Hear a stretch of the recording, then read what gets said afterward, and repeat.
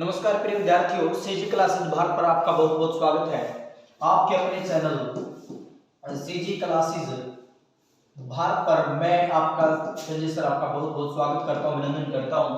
प्रिय विद्यार्थियों, जैसे कि आपको पता है 10वीं और 12वीं की परीक्षाएं जो बोर्ड परीक्षाएं वो 27 फरवरी से शुरू हो रही हैं और 12वीं कक्षा का जो हिंदी का पेपर है वो 6 मार्च का है। उसी को मद्देनजर रखते हुए हम अपने इस चैनल के ऊपर आपको बिल्कुल फ्री, बिल्कुल निःशुल्क आपको पूरा का पूरा पाठ्यक्रम करवाने की कोशिश करेंगे ताकि आप बच्चे अपने जो इम्तिहान है, जो आपकी परीक्षाएं है, उसमें अच्छे अंकों के साथ उत्तीर्ण हो सको। तो आज हम उसमें पहली कविता पर चर्चा करेंगे, जिसका बुगलों के पंख आपकी जो कविता है आपके पाठ्यक्रम में, जो कि उमाशंकर जोशी जी की एक रचना है, गुजराती में इन्होंने लिखी थी। इसका जो हिंदी अनुवाद है वो श्री भोला भाई पटेल ने किया है। तो कविता क्या है? बुगलों के पंख। इसके जो कवि हैं, कवि का क्या नाम है? उमाशंकर जोशी। उमाशंकर जोशी द्वारा रचित है बुगलों के पंख। गुजराती में उन्होंने इसको लिखा था और इसका हिंदी अनुवाद भोला भाई पटेल ने किया है। भोला भाई पटेल ने इसका हिंदी अनुवाद किया। भोला भाई पटेल। ये सारी बातें आपको यहां से पता होनी चाहिए। कवि का नाम क्या है? उमाशंकर जोशी। गुजराती में लिखा। अगर आपके ऑब्जेक्टिव टाइप जो 5 क्वेश्चन आएंगे कविताओं में से, अगर वहां से आपका क्वेश्चन आ गया कि आप बताएं बुगलों के पंख जो कविता है गुजराती भाषा में लिखी उमाशंकर जोशी ने, उसका हिंदी में अनुवाद किसने किया, तो आपको बताना है। 4 ऑप्शन होंगे, उसमें एक भोला भाई पटेल भी होगा, तो आपको ये सही कर देना है। ठीक है भाई। अब हम शुरू करते हैं इसकी सह व्याख्या। तो ध्यान से देखेंगे, सह व्याख्या शुरू कर रहे हैं हम। तो सबसे पहले आप कोई भी कविता, किसी भी कविता का आप अनुवाद करते हो, सबसे पहले क्या चीज लिखोगे? आप शब्दार्थ लिख सकते हो। इसमें जितने भी आपको शब्दार्थ आते हैं वो लिख सकते हो, संकेत लिख सकते हो, संदर्भ लिखते हैं जिसमें कवि और कविता का नाम लिखते हैं। लेकिन आप सीधा ही शब्दार्थ लिख करके या संदर्भ लिख करके आप सीधा संकेत लिख करके प्रसंग से भी शुरू कर सकते हैं। एग्जामिनर आपसे प्रभावित इसलिए होगा, देखेगा आपने किस प्रकार अपना पेपर अटेम्प्ट किया, कितने अच्छे से आपने किया। तो ध्यान रखने की बात है, सबसे पहले जो प्रश्न लिखोगे आप वो क्या हो जाएगा आपका। इस कविता की बात करें तो प्रश्न क्या हो जाएगा? प्रस्तुत पंक्तियां हमारी हिंदी की पाठ्य पुस्तक आरोह भाग 2 में संकलित कविता बुगलों के पंख से ली गई है। प्रस्तुत पंक्तियां लिखोगे तो ली गई है, अगर प्रस्तुत काव्यांश या प्रस्तुत पद्यांश लिख रहे हो तो लिया गया है। जिसके रचनाकार, जिसके रचयिता श्री कौन है? उमाशंकर जोशी जी हैं। इसमें कवि ने किसका वर्णन किया है बताओगे? इसमें कवि ने प्रकृति का, सौंदर्य का वर्णन किया और शाम के समय में जो बुगले उड़ रहे हैं, बुगले जा रहे हैं आसमान से, वो जो प्रकृति की शोभा बढ़ा रहे हैं, इस सब का वर्णन इस कविता के अंदर किया गया। या प्रसंग में लिखोगे, फिर आप व्याख्या करोगे या सरलार्थ करोगे। तो व्याख्या और सरलार्थ जब आप लिखोगे उसमें आप कैसे फिर इसकी व्याख्या करोगे वो हम देखते हैं। तो ध्यान से देखिएगा, हम शुरू कर रहे हैं इसको। एक बार मैं इसको थोड़ा वो कर लेता हूं। सभी को मेरे ख्याल से सही से दिख रहा होगा। शुरू करते हैं। देखो,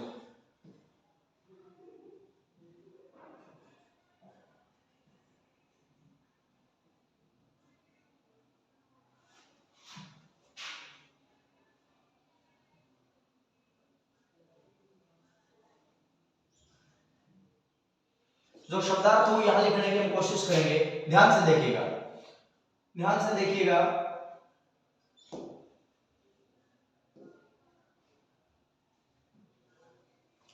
नभ में पाती बंधे बगुल के पंख, चुराए लिए जाती वे मेरी आंखें, कजरारे बादलों की छाई नभ छाया, तैरती सांझ की सतेज श्वेत काया, होले होले जाती मुझे बांध निज माया से, उसे कोई तनिक रोक रखो, वह तो चुराए लिए जाती मेरी आंखें, नभ में पाती बंधी बगुले की पंखें।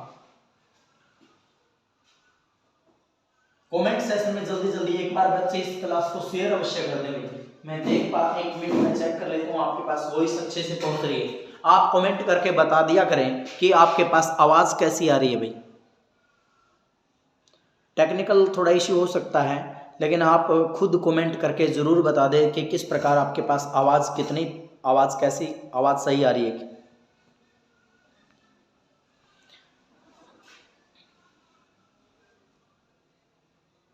देखो अब हम इसकी व्याख्या देखेंगे।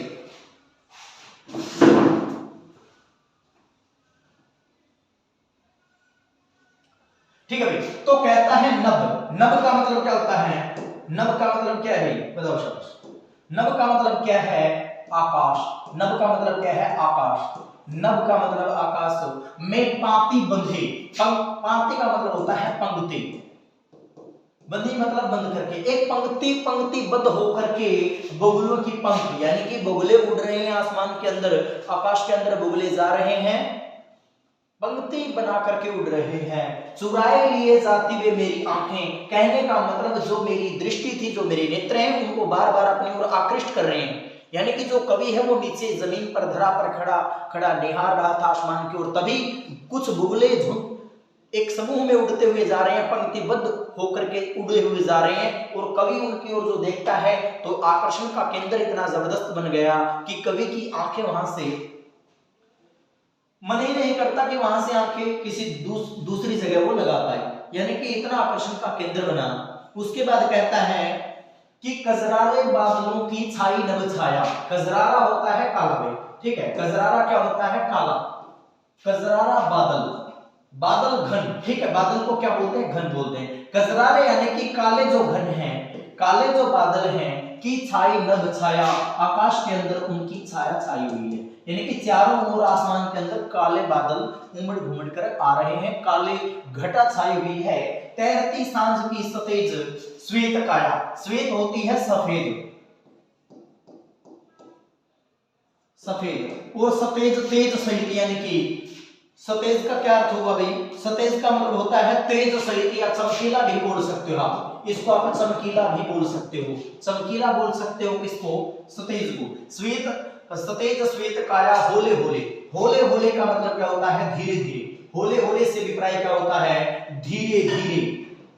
किसी चीज का धीरे धीरे से कोई क्रिया होना, धीरे धीरे, होले होले, धीरे धीरे, या इसको आहिस्ता आहिस्ता भी लिख सकते हो, आहिस्ता आहिस्ता, कोई चीज धीरे धीरे होना या आहिस्ता आहिस्ता होना, उसको बोलते हैं धीरे धीरे। तो आगे कहा कि होले होले जाती मुझे बांध निज माया से, उसे कोई तनिक, तनिक होता है कुछ समय के लिए, उसे कोई तनिक, तनिक यानी कि कम समय के लिए, थोड़े समय के लिए, कम समय के लिए, थोड़े समय के लिए रोक रखो, रोक करके रख लो। वह तो चुराए लिए जाती मेरी आंखें, वह लगातार मेरी आंखों को चुरा रही है।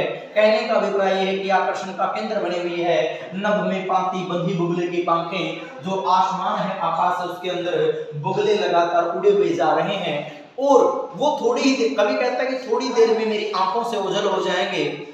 उस अवस्था में मेरा मन विचलित होगा, मेरा मन जो अभी बहुत अच्छा महसूस कर रहा है, यानी कि उसमें कहीं ना कहीं वो अच्छापन नहीं रहेगा। जो मैं अब महसूस कर रहा हूँ, जो सौंदर्य को निहार पा रहा हूँ, जो प्रकृति का मजा ले रहा हूँ, जो पक्षी उड़ रहे हैं, उनके सौंदर्य में मेरा मन बंधा हुआ है। कुछ समय के बाद ऐसा नहीं होगा, क्योंकि जो बुगले हैं वो आंखों से ओझल हो जाएंगे, बहुत दूर चले जाएंगे। इस प्रकार आपको इसकी सप्रसंग व्याख्या करनी है। इसमें से आपके प्रश्नोत्तर छानने भी आ सकते हैं, क्योंकि आपको पता होगा अथवा में आपके आएगा, या तो आप क्या कर दें,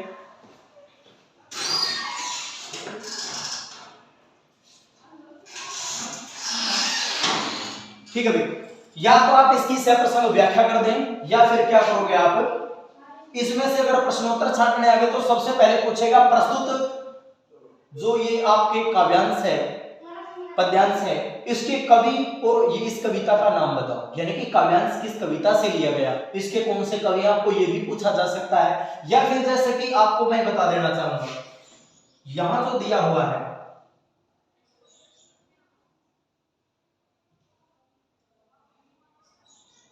जैसे कि यहां जो शब्द ये है होले होले, होले होले का मतलब होता है धीरे धीरे। पूछ सकता है, इसको अंडरलाइन करके आपसे पूछ सकता है कि इसमें आप अलंकार बताएं, अलंकार बताएं तो बताओ जहां पर एक ही शब्द बार बार यानी कि लगातार आए और अर्थ भी समान हो तो कौन सा अलंकार होता है? पुनरुक्ति प्रकाश अलंकार होता है। तो इसमें अगर आपसे पूछ ले होले होले में कौन सा अलंकार है, तो पुनरुक्ति प्रकाश अलंकार है।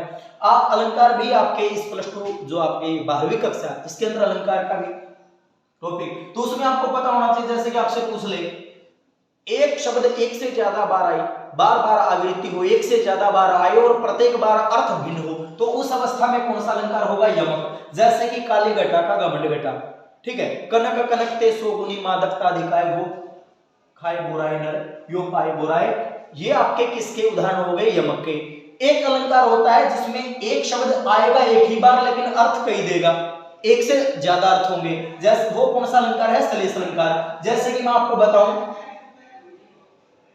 रहीमन पानी राखिए बिन पानी सब सून, पानी गए न उबरे मोती मानसून। रहीम जी कहते हैं कि हर अवस्था में पानी की रक्षा करनी चाहिए, इज्जत करनी चाहिए। पानी के न रहने से चूने की, मनुष्य की सफेदी की कोई महत्व इसमें रहता नहीं, ये कहा गया। तो होले होले का यहाँ हिंदी तो हुआ धीरे धीरे, इसमें अलंकार पूछ ले तो पुनरुक्ति प्रकाश अलंकार आपका आएगा, ये आपको पता होना चाहिए, ठीक है। इस प्रकार आपको इसकी व्याख्या करनी है।